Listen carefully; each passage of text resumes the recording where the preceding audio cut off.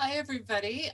Welcome to Picture Stories. I am so excited that we are going to be working again and seeing like the cool shit that you're going to do. And it's just going to be fun because I've really missed you guys. And it's nice to kind of have a lot of, many of you have worked together before a lot. And some of you are a little bit newer, but I feel like this is just going to be a really great synergy with this group. So here's a little bit of an introduction to picture stories. A lot of times people think about it like the left brain versus the right brain, and that they're always at odds. And I don't really see things like that. I tend to be much more holistic in my thinking because I've always loved stories. I mean, who doesn't? I mean, it's kind of like those stupid things on the dating apps. I love food. I love music. I love stories. Very few people don't love stories. And to me, when I look at font and when I look at typography, when I look at lettering of any sort, I feel like I'm looking at this really beautiful abstract thing. Even if it's a language I don't understand, like Chinese or something from the Middle East, I'm just like, oh, and it could be something like horrible, like die, motherfucker. And I'm like, oh, that's so beautiful how that looks with the flowing of things. Or if it's in if it's in Chinese or Japanese, reading it down. So there's that thing. And when I look at paintings, a lot of times I am thinking, like, wondering about the story behind it, like what were they thinking.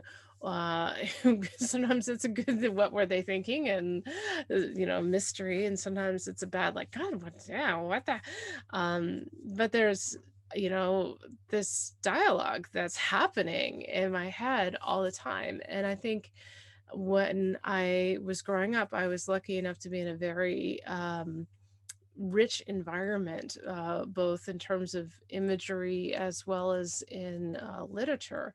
So, for example, the house I mostly grew up in which is this old Victorian house, had a complete library in the house, floor to ceiling books and places for prints and stuff. And it had mostly stuff from the Victorian era. And as well as mostly stuff from England but as well as things from China and Japan. And I could just look at this stuff and see all these wonderful lithographs and stuff, and also kind of seeing more the pop culture of that era as well. Um, and then I started to integrate words into my artwork, relatively young. I was in my 20s, I think, when I first started to work in this series of triptychs. And I was dealing with a lot of harassment, and also feeling very much sort of shut out of the art world, or that I could only get in if maybe I slept with somebody. Although I never actually had anybody, like, say, have sex with me to get a show. It was never that obvious. It was much more subtle, but it was enough to make me feel uncomfortable. So, I mean, who knows? Maybe it was just in my own thing. I don't think so at all.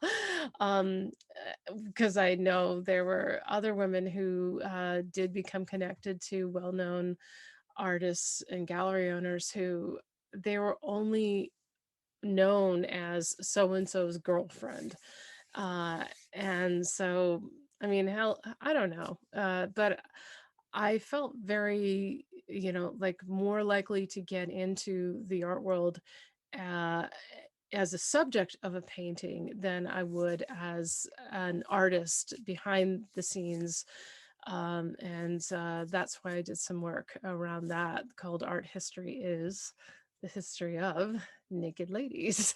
um, and then I also was dealing with issues around beauty, and, never feeling beautiful enough, and always feeling like 10 pounds too heavy. Always, it's kind of astounding when I think about what I look like in my 20s versus now in my 50s. And, how you're always kind of dealing with this sort of beauty thing. And yet, why are we giving so much power away? I'll talk more about that later, but I'll show that really quick. Um, and then fast forward into my 30s, I kind of left that series for to do some other things like landscapes and things. But then coming back to that with another series called the Circus Poster series, where I am dealing with, things at work and being constantly on this treadmill at work. And some of this is based off of my sister, Dangerous and Angry. She is much more attractive, doesn't really look like that, but it is based on a story about how she nearly lost it in a staff meeting at some of the inequalities that were going on.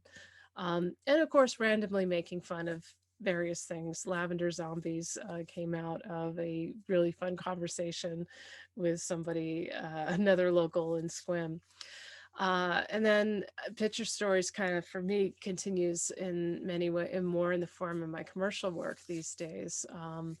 And, integrating the words and the pictures and how do you make them work together.